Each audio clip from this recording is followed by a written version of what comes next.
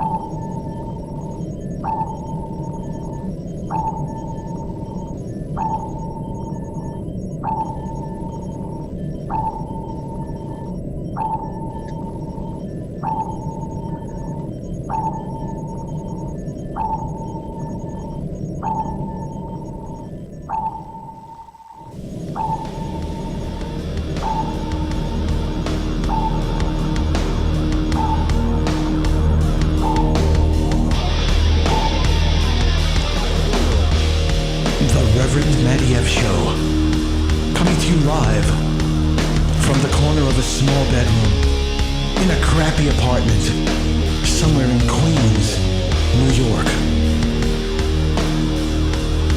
Peace up, bitches.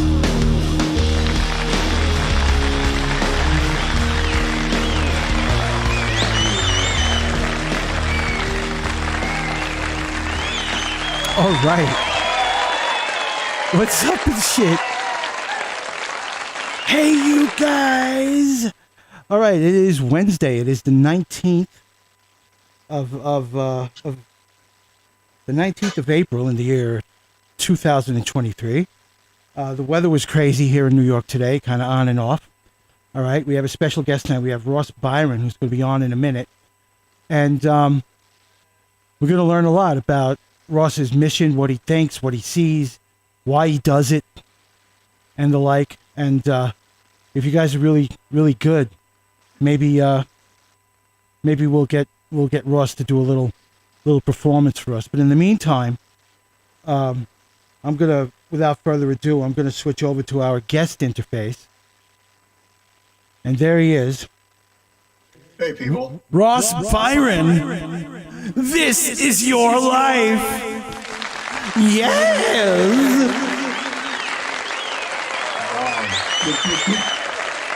Too kind. What a big intro. Thank you. Very nice. Cool. Yes, indeed. Okay, Ross was kind enough to come down tonight, and Ross, first of all, yeah, tell us basically, give us in a nutshell, what you're doing musically and what you're looking to accomplish. Well, right now I've got a power trio that's accessorized, by a horn section. So I'm using the two horn players as what a second guitar or a keyboards player might do. And they're all basic high school harmonies, that we learned in high school, just 2-part harmonies, nothing too fancy because rock and roll is pretty straightforward. Having a lot of fun with that. Just trying to tell the story, in any song that I do, I just make sure there's a story that connects, and I just try to sing in key. And then play some bitchin', fucking guitar. Some of my channeling some of my heroes as a youth, some of those pissed off blues, hard rock players. Get some of that in there and return to the hook, break it down, and then next song.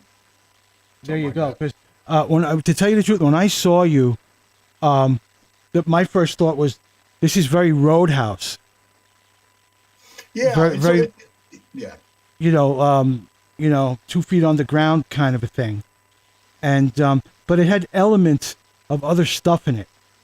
Okay, which I thought was pretty darn creative. And I mean, how could you not think a guy that plays a Firebird at a bar gig is not creative? So there it was, and yeah.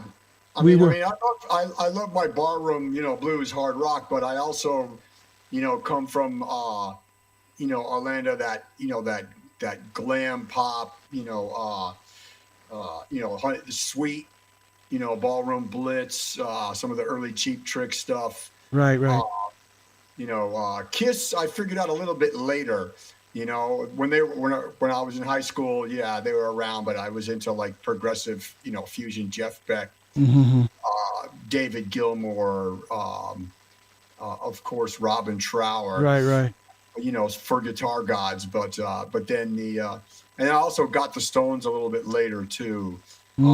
So yeah, barroom blues, hard rock, but then there's that pop punk, and I'm a sucker for a good political protest song. On the Kiss thing, I was a big Kiss fan because at the time, when Alive came out, I was very into Deep Purple and Robin Trower, and Jeff Beck and whatnot, and it was very difficult to learn things at the time because there was no internet, and the magazines had information that was incorrect in them. The rumors about Black Sabbath, like Tony Iommi was actually a robot, stuff like this crap. I missed that one. Yeah, he had steel fingers because he was a robot and all this other crap. So anything they posted in that magazine, Circus. You remember Circus? Anything they posted in there became law to everybody. And I pretty much read Guitar Player magazine, and yeah, Circus didn't check it out as much as Yeah. But I was at a friend's house.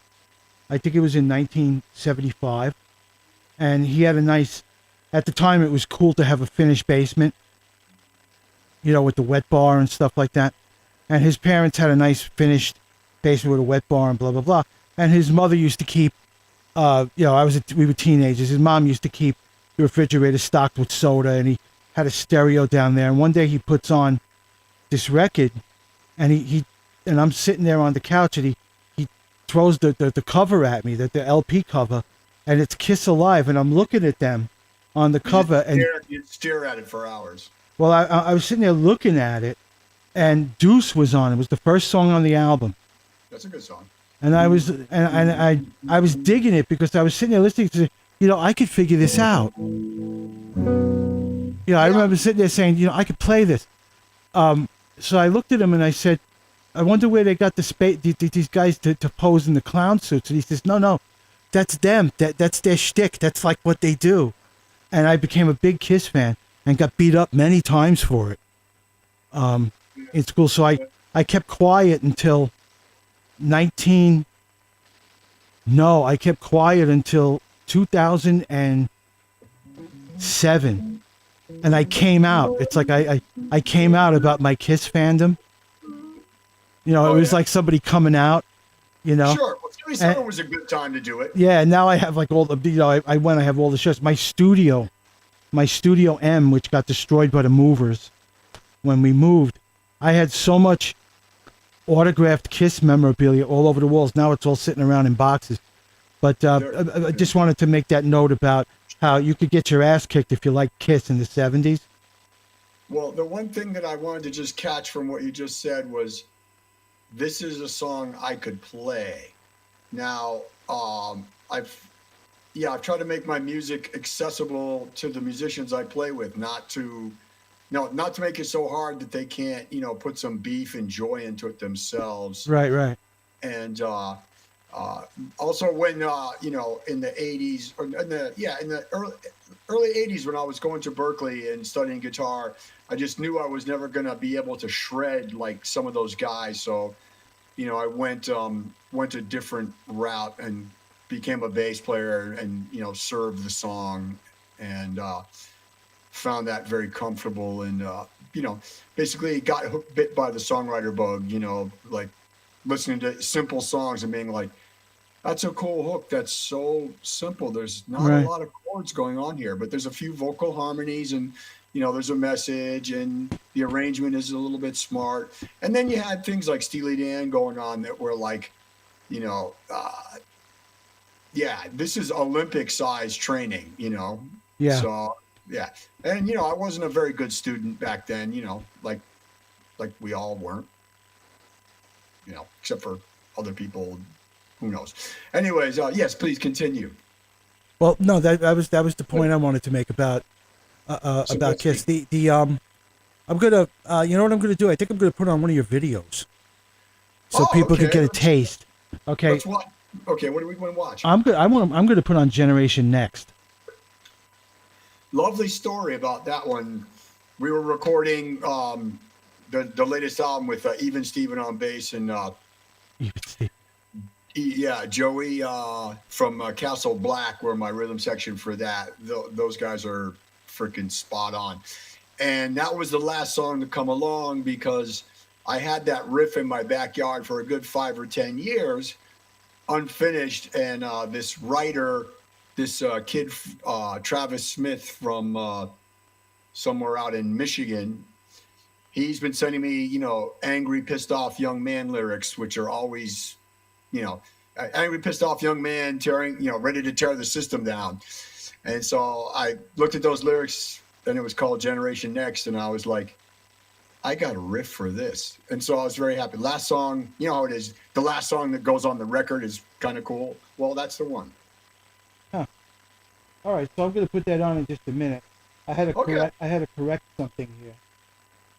Yep. Do your thing. Yeah. The internet is happening. Okay. There we go. All right, ladies and gentlemen, this is Ross's video, Generation Next.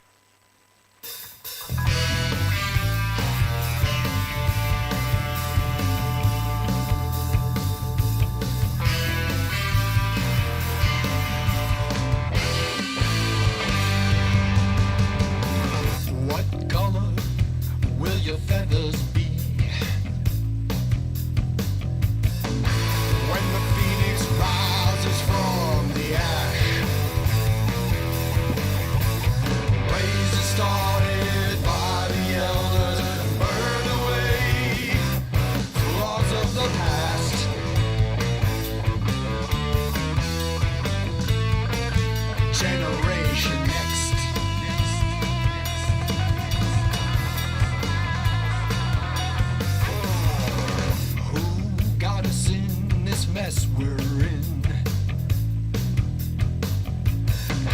Don't buy the line of original sin. It's just a book written long ago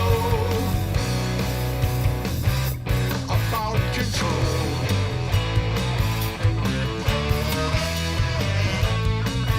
Generation next.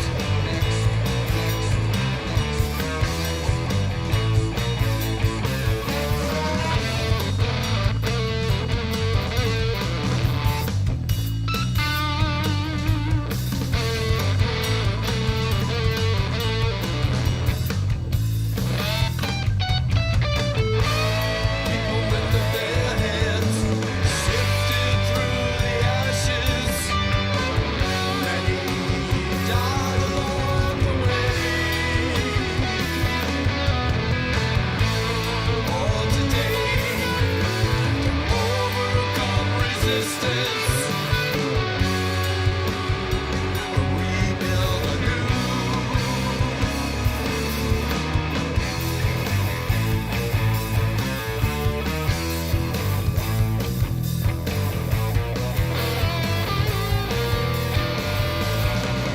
Where do you go from here?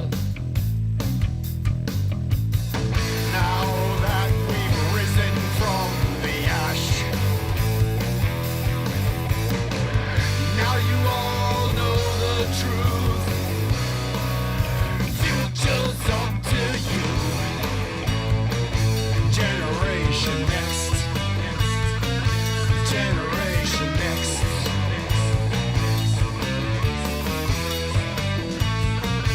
Generation next.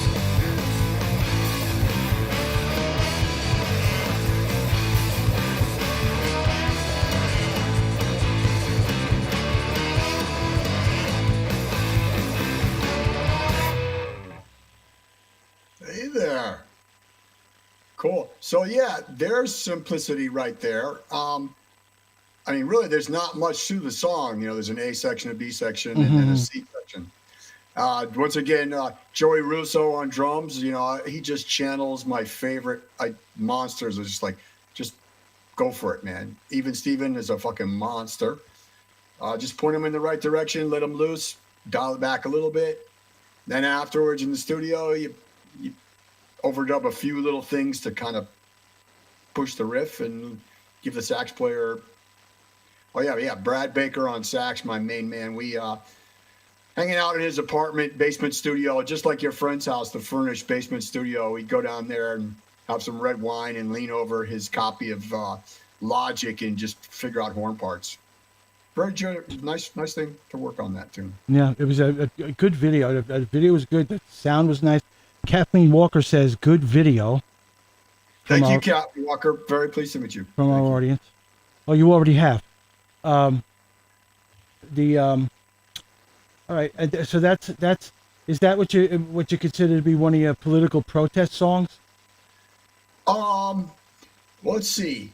You think that's a I political guess so. protest? It mentions, the church and control. It talks about it's basically, the story of the Phoenix.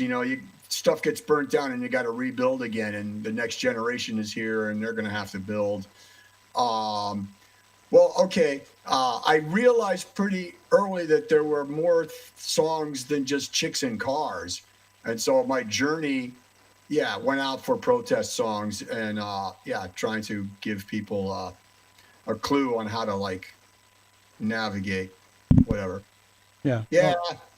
Well, if it's your thing, it's your thing. Personally, I don't do political protest songs.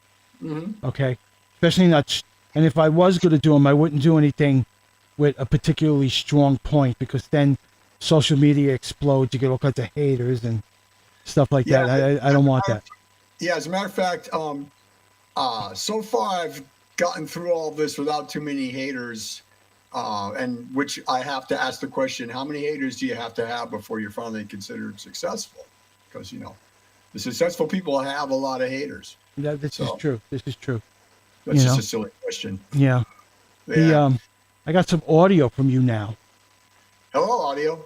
Yes. All right, And what's my- this one? My failing eyes say. Well, you could pick it. Okay.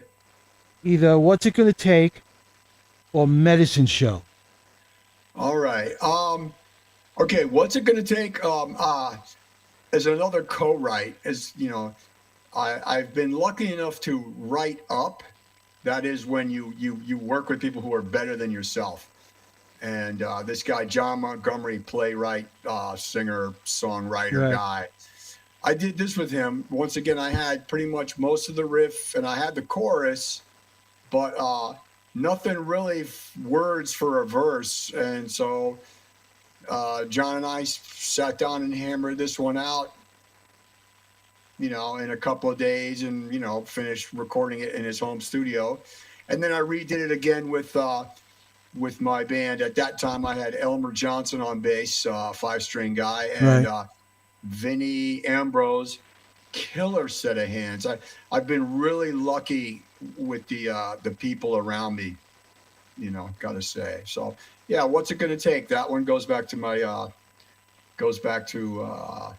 I don't know, 2004. Mm-hmm. I can't remember. Maybe 2006, 2009. I don't know. Choose. I've chosen what's it gonna take. Okay, here it goes.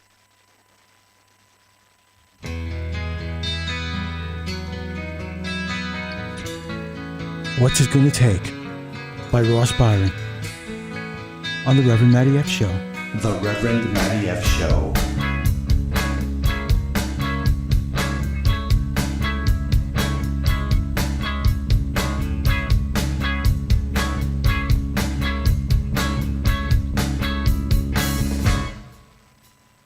It's such a shame the things I do to stay in your good graces. I take the pain you put me through just to see that smile on your face. You're all I ever wanted. Do you have a video of this? You're all I ever need. Yes, I do actually. I'll point you to it later. Things will never change. It's a pretty old looking video, but yeah. So what Yeah, but that's hot.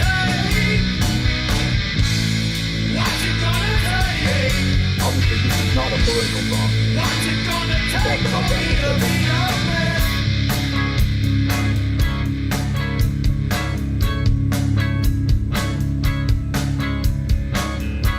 I know your secrets, I know your lies. I've seen the way you hide your sins. It's this obsession I realize that takes me to this place I'm in. You're all I ever wanted. You're all I ever need. Some things will never change. So what's it gonna take? Say, what's it gonna take? What's it gonna take for me to be a man? Sometimes I feel like I'm in a state of confusion. I'm hoping that one day you will find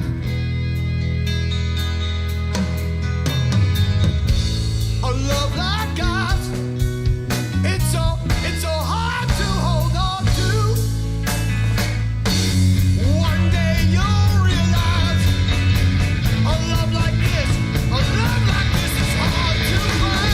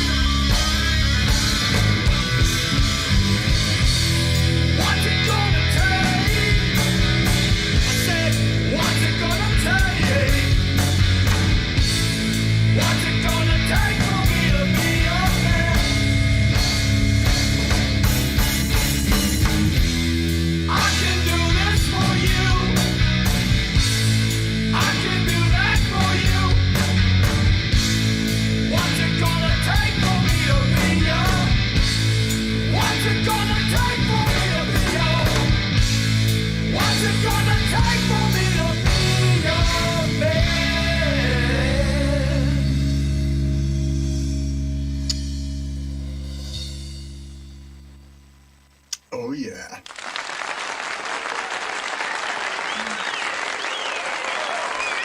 Mark, There you have it. What's it going to take? yeah. Damn it. Your impressions of what do you think that song is asking? What are your impressions? Well, it seems to me that it's somebody asking really hard what it's going to take. You know, to move out of the friend zone. yeah. I mean, like what do I have? Like, what do I have to do? What am I, a piece of wood here? You know, it's Yeah. I mean, that's we've how all I been feel. on- That's how I feel about the song. Yeah, we've all been on the wrong side of the crush. Yeah, And so that guy definitely had a serious crush, and things could have been really good if the woman recognized the thing right in front of her, but nope. and sometimes it doesn't pan out. No, as a matter of fact, for me, it's like 1 out of 5 maybe pans out, life is pretty much uphill both ways, but then, yeah. So, great experience writing with John Montgomery. I wrote a couple of those songs with him. Yeah. Unfortunately, they passed away a couple of years back, and what a giant of a writer! What a giant of a person! He could walk into the room and he just took it all. He took the room over. Yeah. Irish guy, grew up in Hell's Kitchen singing doo-wop. He's about another 10 years older than me. And luckily, once again, if you can get in the room with people who are better than you and then keep your mouth shut and learn and glean some stuff from them, it'll come in handy. That's what I did. Never be afraid to play with people that are better than you. Yeah, don't let your and let them make fun of you. Well, they're going to tell you what to do, and you're going to be like, because the youth, thinks it knows better. But yeah, if you just let them, give them a chance to beat you up and put you through your paces, you'll be a better player. And when you become more humble, you're able to listen better, because really, it's not having big ears and being able to hear everything that's going on and then, make some contribution to it. Well, that goes back to serving the song. There are far too many players that don't know what that means. They think they know what it means, but they don't. And actually, it's a lot easier to serve the song than because when we're because the players that are they're trying to be at the most ambitious set of chops they can get out there and get it done, which you're on your tippy toes and you're gonna fall flat a little bit. It's good to experiment for sure and figure it out, but when you're just serving the song, you're playing something very safe and solid that really works, and then because it's so simple, you can enjoy the moment as opposed to sweating how you're going to do this diminished arpeggio that's like 3 octaves up and down the neck. Right.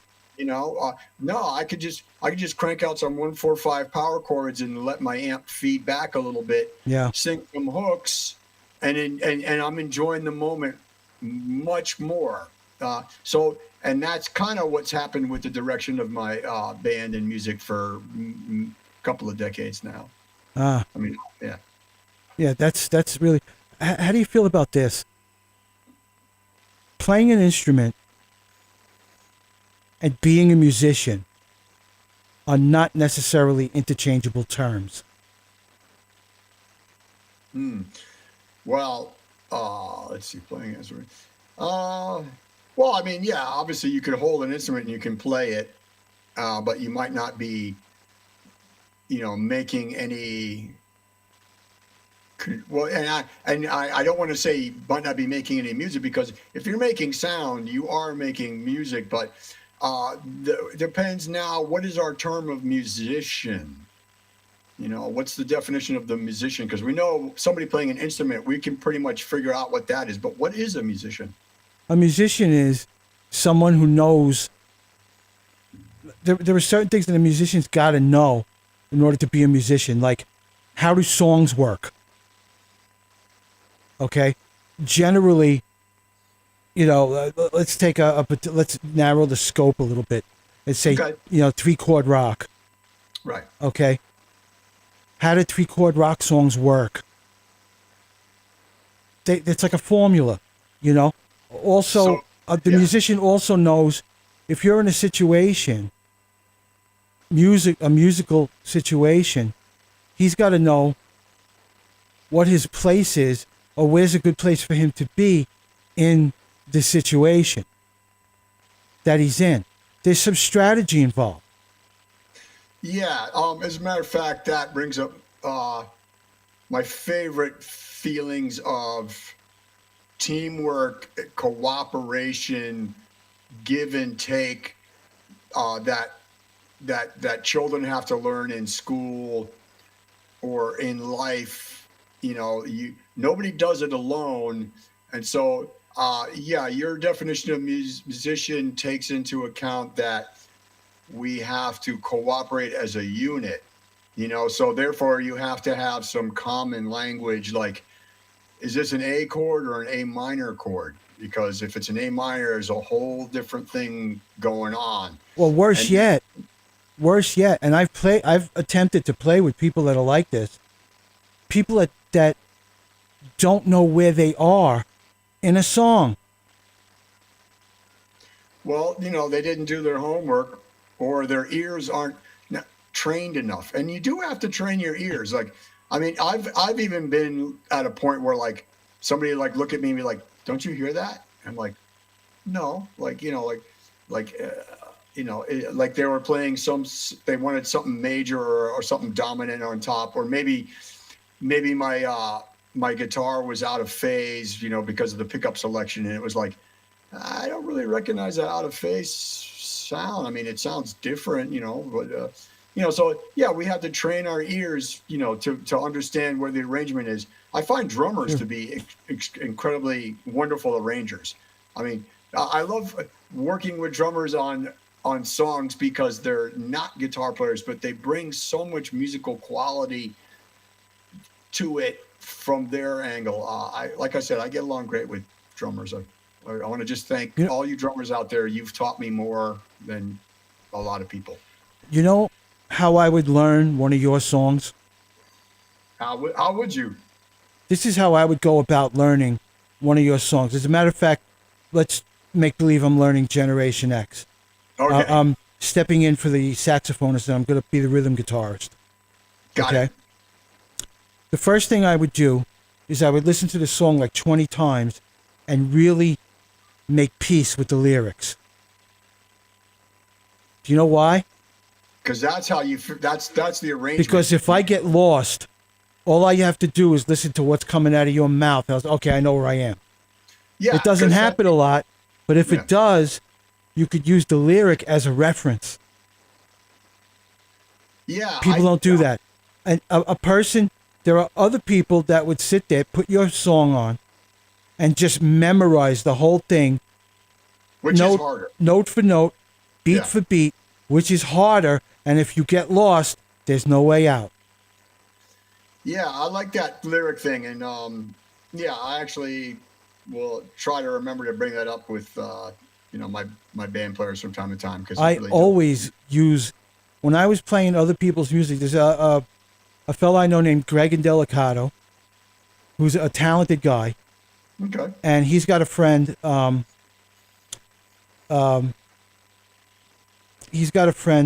who makes indie movies. His name is Rob Roy Mountjoy, and he did a movie called Shower Frown. Shower Frown? Shower Frown. Okay. Okay. And Greg was actually in the movie, but Greg was also asked to do the soundtrack for it. Right. And Greg put an ad out on Craigslist. Listen, I need a bunch of guys. I'm doing a soundtrack for an indie movie. Right. So get him in here. And, so we spent several weeks at Astoria Soundworks. Yep. Love the place. We spent several weeks there, a couple of times a week, learning the tunes. And the first thing that we did is we sat there in Greg's apartment. We sat in Greg's apartment and listened to the CD of his imaginings of the songs. I mean, he had them all recorded, but we had at the premiere party, they needed a live band to do it. So he selected from these people, everybody he auditioned. I was one of them, Right. to be in this live performance of the soundtrack from Shower Frown. Now that's frown, as in like making a sad face. Yes, frown, yes, frown, like making a sad face. It's a crazy song about a murder and creepy looking dolls and an apartment and a landlady who gets mad, who goes around into everybody's apartment to see if they leave hair in the drains. Okay, actually, yeah, this sounds strangely familiar. Well, it's the big song of the night was called "The Fear." Okay. Okay, and it was extremely. What song could I pick that would nail it down for you? It was so comfortably numb, like Okay. that. It was. Yeah, It B was. minor Dreadfest. Yeah, it was actually. Yeah, it was actually in B minor, and it was. No, he did it in E minor, because he wanted to get down really low, and it was everybody learned the lyric first. Yeah. Well, The also, whole yeah, album we learned the lyric first. Yeah, I know producers also when they're in the studio, they have the lyric sheet right there as they're planning out things about, where the strings and horn stabs might go. I mean, where does the message come from in vocal music? Where does the message come from? It comes from the lyric. Yeah. Exactly. Actually, yeah, words are. I'm on the hunt for good words, and I've been lucky to pull some out of my own ether. Yeah. But also, I've worked with some other people who have given me, because I can write chord changes and hard rock riffs till the cows come home. But if I don't have some words to get me amped, because then the whole thing steps up, a couple of levels. Sure. So yeah, I've been pretty happy, and I'm still hungry, still searching for the better lyrics. Do you have a lamp or something in that room with you? Yeah, let me see if I can turn on some light. Talk a little bit while I vamp a little bit for me. All right. Yeah, the sun's going down over Jersey. Okay. Ross Byron seeks the light. The light of enlightenment.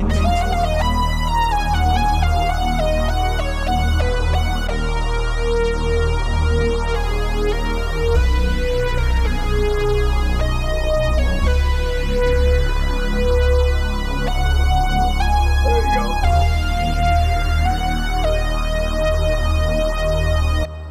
So yeah, this is my grainy cam on my Dell computer, but much better light, right? Oh yes. Still grainy is all get out, but It doesn't matter. nah. It matters not. But it appears that Ross has found the light.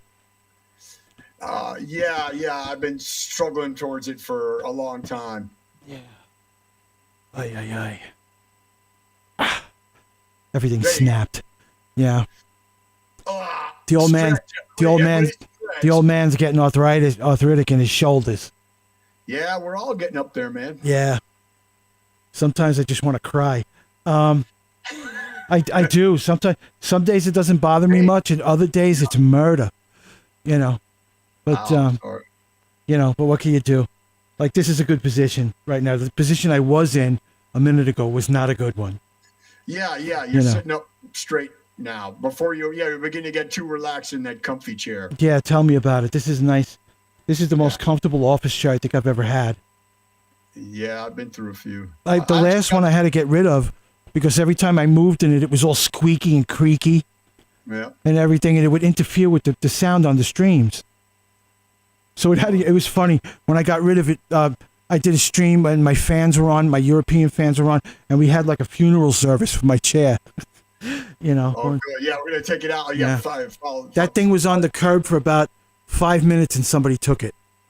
By the way, I just wanted to say that I have a standing desk I'm at now, and I also got a standing desk at my old job because my corporate gig for like 15, 20 years was a video editor, news VNRs, and documentaries. And I was just hunched over a machine like this, and I blew up my back. I mean, I blew 2 discs, and after last March, I gave my walking papers and left the corporate world, and now I got more time to hustle after rock and roll. I hear you. But my budget's a little cheaper, but I can pick up some more gigs. I'm okay. Okay. I was okay with the cheap budget. I walked away from corporate America after being laid off for like the 10th time. Yeah, and, they never they hire you and they start you out at like slave serfdom 2.0. Well, no, this was during that administration where the economy collapsed. Which 2008, 2009? Yes. Yeah, I got downsized in that one too. But yeah, I got downsized several times, and finally I couldn't deal with it anymore, and I was driving a Mr. Softy truck, and I had to go meet somebody in Brooklyn every couple of weeks so I could get paid. Every couple of weeks, that's dangerous. Yeah, and I went and I got paid, and I was standing near a train station on Myrtle Avenue in Brooklyn, Okay. and I saw a guy standing on the corner with a Les Paul Firebrand strapped to his back and a little Roland, a cube, a micro cube. Yeah. On the, it had strap buttons on it so you could hang it over your shoulder. So you could shred on the street. Yeah, so I went over to him and I said, "What are you doing?" He says, "Well, I play music on the trains." And I was like, "Well, what kind?" So he turned on his amp and he did this soft-spoken sort of rooftop, middle of the night kind of thing, and it sounded cool. And I was like, "Is there any money in this?" And he says, "Well, yeah, I have an apartment, I have a girlfriend, I got 3 cell phones. You can make money." So he gave me his card, and I gave him mine. And a couple of weeks later, he calls me up and he says, "Dude, my computer's full of viruses. Can you fix it?" And I said, "Bring it to my house." I gave him the address. He showed up, and he saw that I had guitars hanging on the walls and everything. And he says, "You want me to show you how to make money?" I was like, "What are you talking about?" He says, "Let me take you on the subway with me." Okay. And I got like a training course. And from there, I worked for years. And that's where I finished blowing my back out. All right. Sorry. I started it when I was in IT, like you, always bent over a desk. Yeah. And everything. It's screwing. And it was terrible. I was forever at the chiropractor. And then after about 6 years of working the trains, I had vertebrae spun around in the wrong direction. Everything was a mess.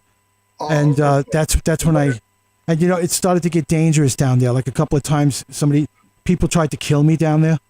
Yeah. I seasonally I go out and play in Central Park and Washington Square Park. I'm playing Strawberry Fields tomorrow at 3:00. Oh, nice. I got my hour shift, which I'll make enough money to pay for rehearsal, for the band tomorrow night. So it'll be a wash, and if you can break even, you're doing all right these days. Well, back then, I was making a profit. It was nice. I was only working like 3 hours a day. I would leave the house at like 10 o'clock and I'd be back. And I'm talking about including waiting for trains and going up and down stairs and blah, blah, blah. Right. What were you carrying for gear? What was so bad on your back? Just my natural pipes and an acoustic. Oh, okay. So yeah. Oh.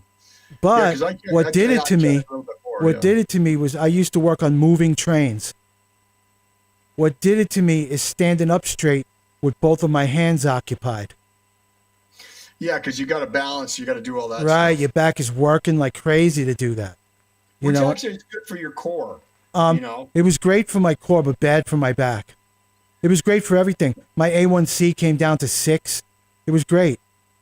My diabetes practically went away when I was doing that. Good, because diabetes has been fucking up people for a long time, and I got some friends who are struggling with it now, and shit. So I was overall healthier for it. I was getting tons of exercise, plenty of oxygen.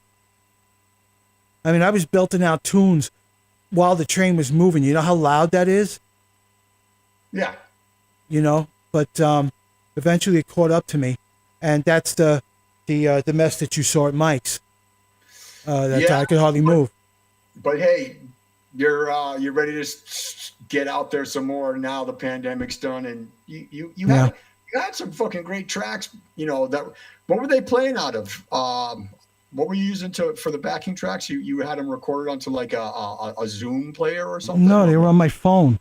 On your phone? Okay, yeah, because definitely. They were on my phone. The thing that he was running, Nato was running the tracks through his mixer on with my phone. Yeah, and he was running the vocals through his mixer, and the amp kept crapping out while I was playing it. That crate, the amp kept going silent, so we ended up with everything running through his mixer, and that's what we had. We had Nato.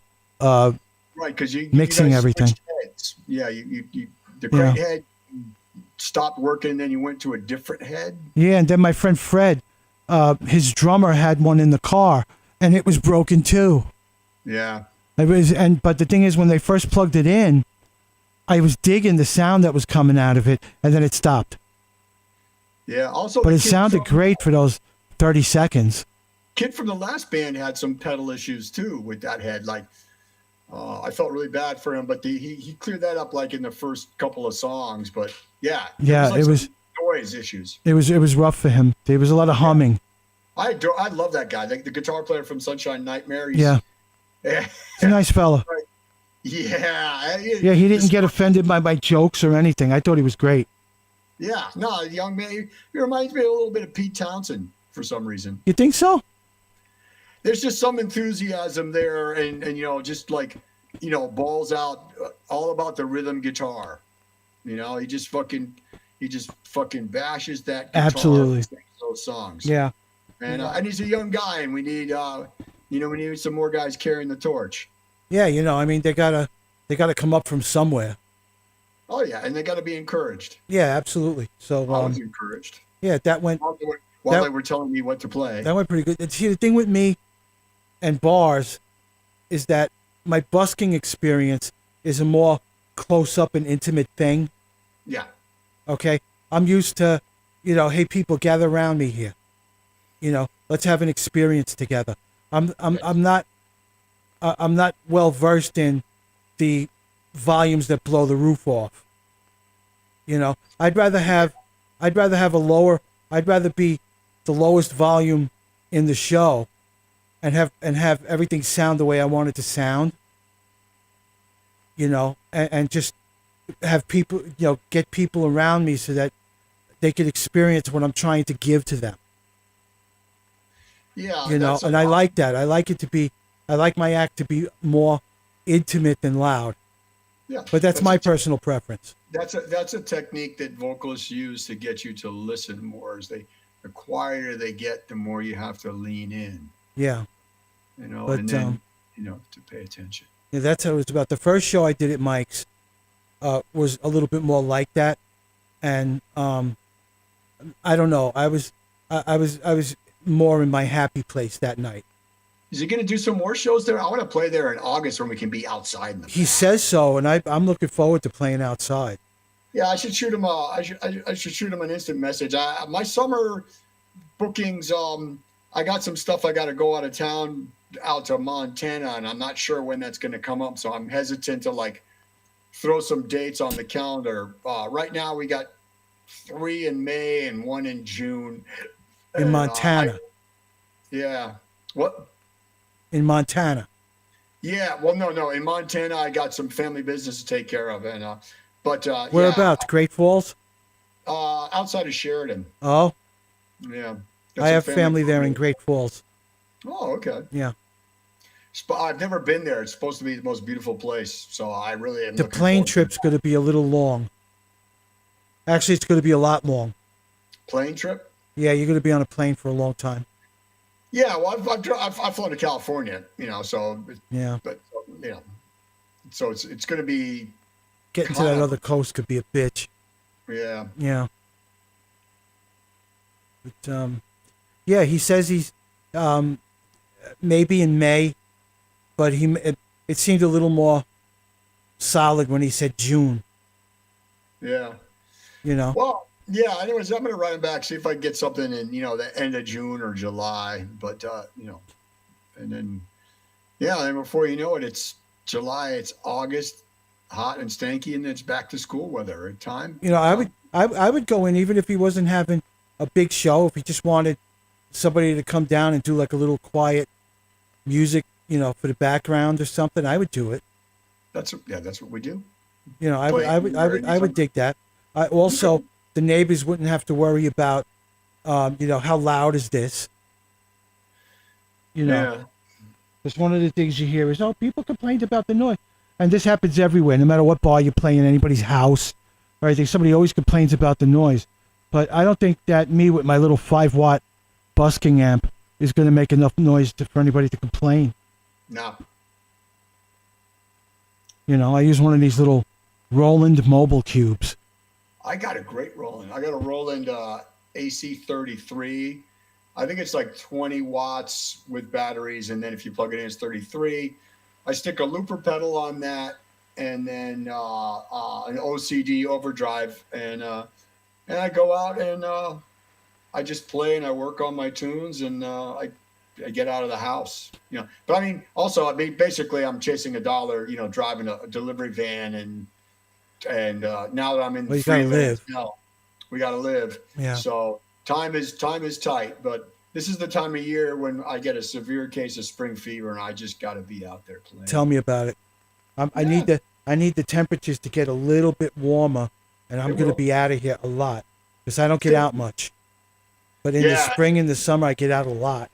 You got to. And we've had cabin fever for like a compound 3 years on top. So yeah. We went out. Yeah. So let me see, what time is it? Well, 7:49. All righty. Cool. Yeah. So we're playing at Shrine NYC on May 4th, which is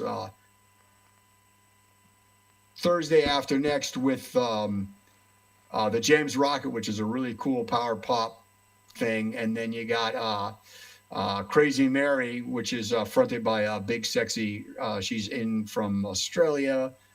Then my band. Yeah. And then you got Exit 99, which is Anya Huslick's band. And then you got Density. I lost your camera. Are you there? Oh, yeah, I turned it off for a minute. Oh, okay. Density, that's my friend Dennis Doyle. Yeah, I just played him on Sunday. Those guys, Density's really, those guys are playing everywhere and anywhere possible. They're getting some real buzz going on around town. They did, we did a show similar to what we did at Mike's. Okay. At Mike's on December 10th, because it was SantaCon.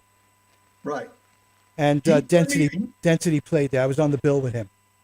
Yeah, he was kind enough to turn me on to that gig. So Dennis, thank you for turning me on to Mike's out there in Ozone Park, man. I appreciate it. Yeah. Really. I'd like to see more shows there. Well, yeah, let's write them and find what we can do. And I'd like to see it, become successful. A spot, or maybe make it even more successful than it is. Yeah, they should have. It should have that one night a week. It's like if they just if they end up just doing Saturdays, then Saturday's the thing. For the 4.5, 5 months of the summer.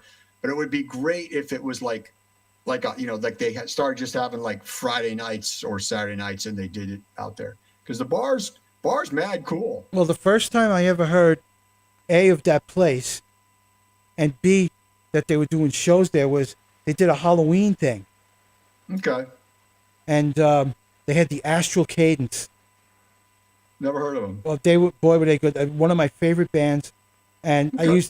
I used to feature them all the time on my streams until YouTube started getting testy about me playing people's music. Like tonight, for your song, What's It Gonna Take? Yeah. I'm going to get a little copyright message probably. But right, but because all my stuff goes through CD Baby and goes out. So yeah, the bots can see my material, but and when I make videos of my own stuff and I put it out, yeah, I get the same message. But because I hereby give you permission to play my stuff on your show without any repercussions. yeah, I know. I wish they paid attention to that, but they don't. Yeah, I mean, well, it's okay. They're not gonna. I haven't gotten any warning notices that says, if you do it again 3 times, I'm going to suspend you. Because like we're not. If I was playing like a Britney Spears tune, or a Taylor Swift tune, I'd get some serious stuff in my mailbox saying, cease or desist. Well, I got one of those. Yeah. Because I said something on one of my streams that was, I guess, in their terms of use, right, was against. It was something vaguely political. Yay! And right away they jumped on me. It was, if you do it again, you can get suspended. Blah blah blah. So I just, I can't talk to politics. Really can't play a lot of other people's music.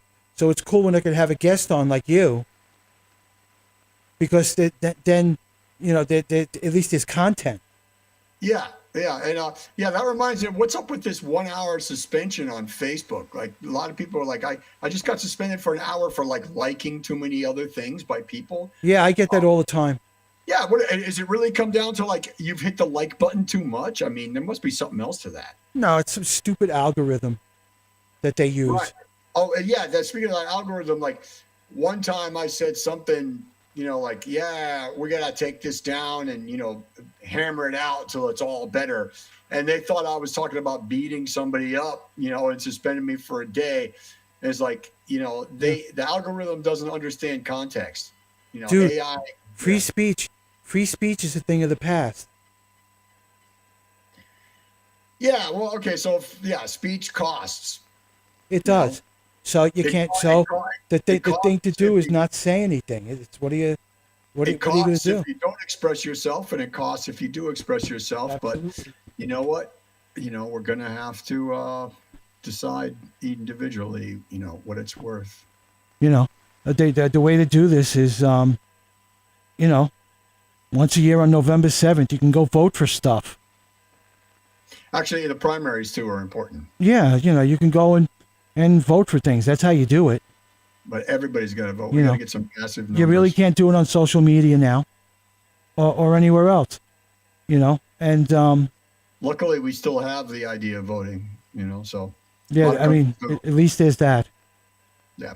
But what can you do? You can't take a strong voice on anything because some platform or other will suspend you. It's all right. Just go to the other one. Yeah, And that's Anyways, those 1 hour suspensions. Yeah. When I notice those the most? Now, I'm in a lot of pain all the time. So I don't usually sleep well. So a lot of times, 2 o'clock in the morning, I'm in bed looking at my Facebook. Yeah. Okay? And I always notice that they suspend me during the night. Okay. Like at 2 o'clock in the morning. By 3 o'clock, the suspension is raised. And I don't even post anything political. Yeah. Once again, yeah. What is it like? I'm just liking too many posts by other people. Yeah, that's I've been the last message I got is I like too many things. So then I actually started engaging with some people in Twitter, which I've enjoyed because that's more international. And so I've met some pretty cool people. As a matter of fact, there was this bass player and his son. He's down in, I think he's in Brazil or somewhere, but he's sick. This guy plays a 5-string. I don't know if you're dialed in, my man, but love you. I've been stalking all your stuff. So anyways, I'm going to try to hook him up for your show. Him and his kid, they do this just bass player and drums, and it's sick. Is his name RENNSEY? Yeah. Have you seen his? Yeah. Yeah. Did he talk to you, or is he on the feed, or where is he? He has a YouTube channel. Yeah, he does. Yeah. He sent me a friend request. I didn't know who he was. Yeah. Check him out. check out his stuff. Yeah, he's hyping something now new, Yeah. he's a proud dad, and he's like one of those sick bass players. He's Wow. a fucking monster. Like Les Claypool. Yeah, exactly. And he could push your reach, down through South America, just because of, his friends network. Want to get you far and wide. I got some people in Paris and Europe, from Twitter that I've met. Yeah. And Instagram, I've just started to play with that. I'm a techno-tard. I'm a little behind on that stuff. Nah, no matter. Listen, we're getting Please. to the end of our time here. Is there been anything? lovely. Is there anything that you would like to say to all those Reverend heads out there that Hey, might watch Reverend this when it's over? Yeah, there's no such thing as an ex-metalhead. We're all metalheads, and the Reverend is spearheading some of this. I don't know. Hey, thank you for having me on, and let's grow this The thing. Reverend Matty F Show. Matty F. Hi, I'm Ross Byron, and you're watching the Reverend Matty F Show. Wait, hi, I'm Ross Byron, and you're watching the Reverend Matty F Show. The Reverend Matty F Show. Show.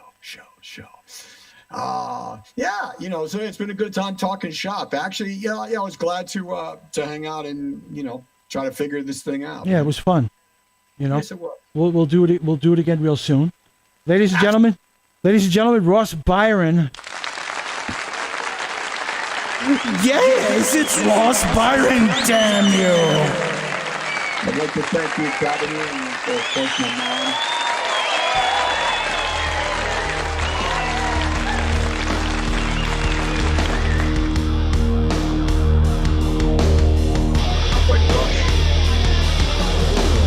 This has been the Reverend Matty F Show. Brought to you from the corner of a small bedroom in a crappy apartment somewhere in Queens, New York. This is the Reverend Matty F wishing you